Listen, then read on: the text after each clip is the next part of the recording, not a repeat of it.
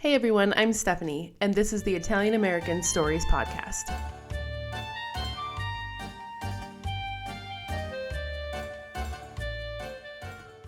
I want to start by just offering a quick apology. It's been a little while since I've put out an episode. My husband and I, we moved from the eastern side of Colorado all the way to the west side of Colorado, and it was a lot. It took us 4 moves, but we're excited because we're back home.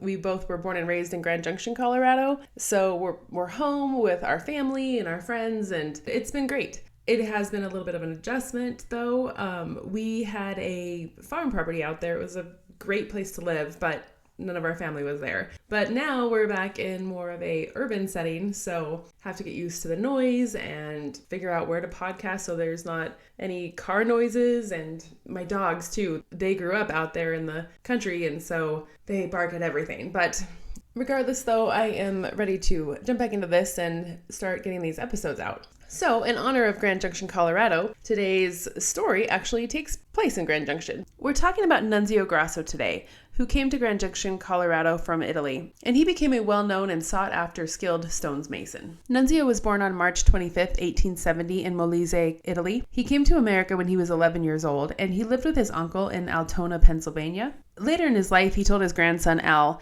that, quote, the first order of business when he came to America was to learn to read and write English so that no one could fool him. Nunzio didn't stay in the U.S. for very long, though. He stayed for a couple of years, but he returned to Italy for actually quite a few more years before returning to the U.S. I don't know if he just went to school in the U.S. and lived with his uncle during that time.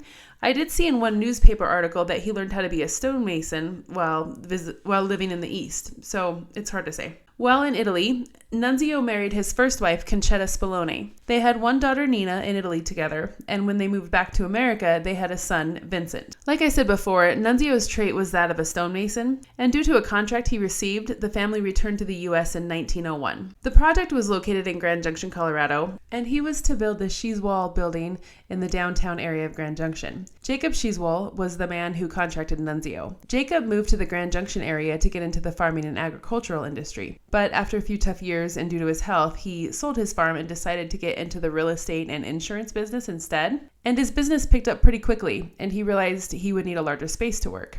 Grand Junction, also known as the Grand Valley, was experiencing a boom due to the agricultural industry, and since Jacob was previously a farmer, he was able to relate to the farmers and stayed busy selling insurance and property to the local farmers. So Nunzio and Louis Spallone, probably one of Concetta's relatives, started to work on the building in the early 1900s. In the contract, Nunzio and Louis were to, quote, furnish materials for and do all the work and to construct walls, footing, foundation, and concrete flooring, excavate the ground for such construction, and remove dirt excavated at their expense and construct steps, sidewalks, and gutters for the building. Jacob's payment agreement with Nunzio and Louis reflected a time when bartering was sometimes used as a form of payment. It was kind of a popular form of payment in that time. And now Nunzio and Louis, they did receive a cash payment for some of their work. They received $640, and half of that was to be paid to them when the excavation and foundation were finished, and they would receive the other half when the basement and basement floors were completed. But once the project was complete, Nunzio and Louis received a black driving horse named Bud, a warranty deed for 10 acres of land, and 8 shares of Grand Valley irrigation stock, which I don't know. I mean, that's kind of cool in a way. I get that, cash and money runs everything, but 10 acres of land, you could do a lot with 10 acres of land. And if you hold on to that for a few years, of course, the price is going to go up. And considering that the Grand Valley was going through an agricultural boom at that time, Nunzio and Louis could probably turn around and sell that property for a high value. And then the stocks of irrigation. So the Grand Valley has canals to help the farmers water their crops, which still happens today. And of course, now a lot of residents use that water as well to water their yards. But I bet that just continued to rise in value. So between the acres of land and the irrigation stock, if they held on to those and sold those at a later time, they probably made more money than they would have if they would have just been paid completely in cash. But the two men completed the building in 1908. The Schiesswohl Building was the first of many projects Nunzio would complete in the Grand Valley, and he really became sought after for his stonework. During this time, when they were building the Schiesswohl Building, Concetta became ill and wanted to go back to Italy. I think she knew that she was going to pass away and just wanted to go back to what was her home. I mean, she spent most of her life in Italy, and that was where a lot of her family was. So Nunzio took her back to their village, and she ended up passing away in 1907. Interestingly, though, while Conchetta was on her deathbed, she made Nunzio promise her that he would marry her sister, Annunziata. I hope I pronounced that right. That was a tricky one. I looked it up, and hopefully I said that right. But anyways, in 1908, Nunzio and Annunziata were married in Colorado. And at that time, Nunzio, he was 38 and she was only 17. So after Conchetta's death, Nunzio took Annunziata back to America, and they went on to have 4 children together. Luke, who actually went by Michael, which was his middle name, Louis, Matilda, and Edith.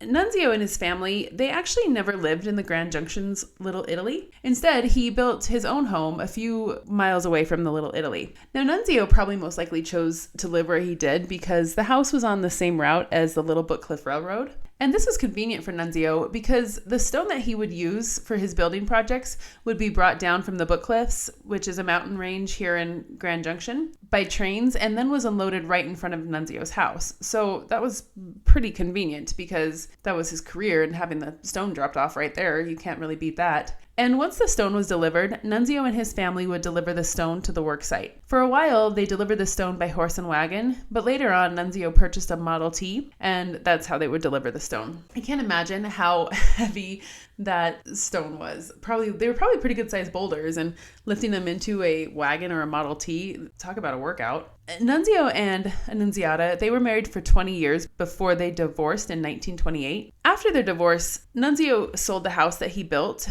the one where the stone was delivered, and he moved to a larger house that was closer to the downtown area. And he built a stone fence all the way around this house, and he actually covered the garage with stone. So both the house and the garage were already there, but he added his own touch to it. And Nunzio eventually built another home where he lived and his grandson was raised. Annunziata, she went on to marry another prominent Italian owner in the area, Carl Stranges. And I don't know about his last name. I feel like it's been Americanized. I'm going to have to do a little bit of research on him. I plan on doing an episode on him and try to figure out if that's his right last name or what happened maybe when he came over to America. But anyways, he owned one of the Italian grocery stores in Grand Junction. And apparently right before Carl and Annunziata married, Carl drove up to Vail, Colorado, which is where Nunzio was working on a project at that time, to let him know that he was marrying Annunziata. And he wasn't really asking permission, but he just felt like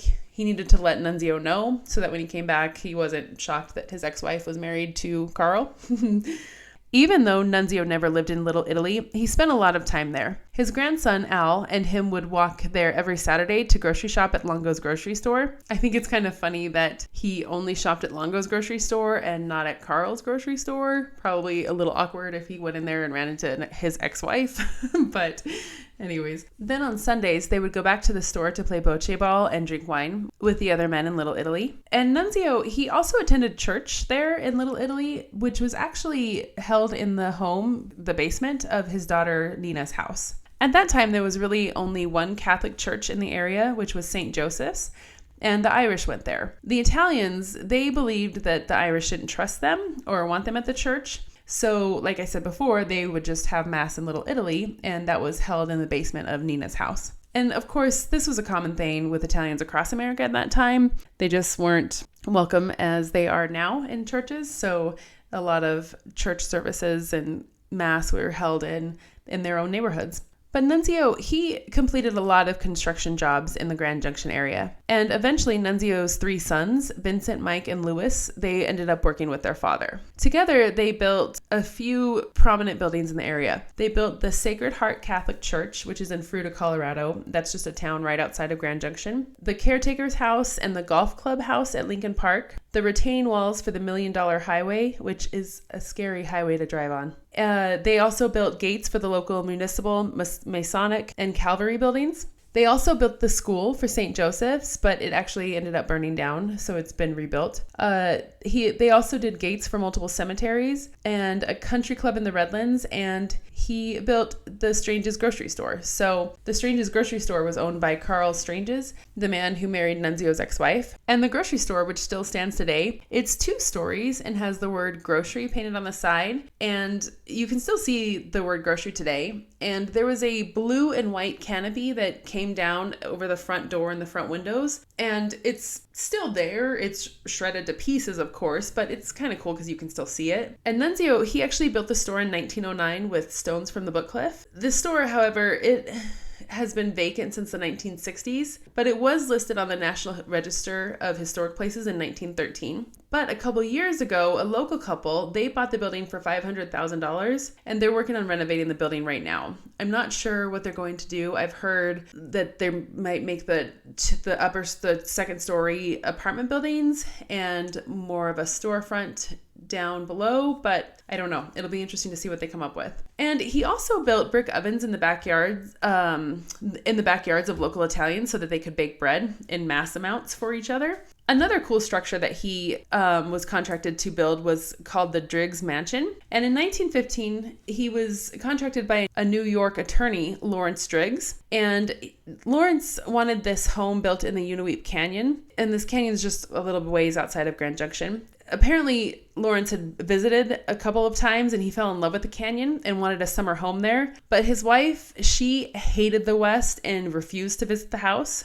Like I said, Unaweep Canyon is pretty close to Grand Junction. It's about 30 miles away. So Nunzio and the workers, they would actually stay at the work site in tents during the weekdays. And Nunzio's oldest daughter, she would go with them to cook for everybody. And sometimes his other daughter would come as well, but mainly Nina. The home that he built, like I said, it became known as the Driggs Mansion.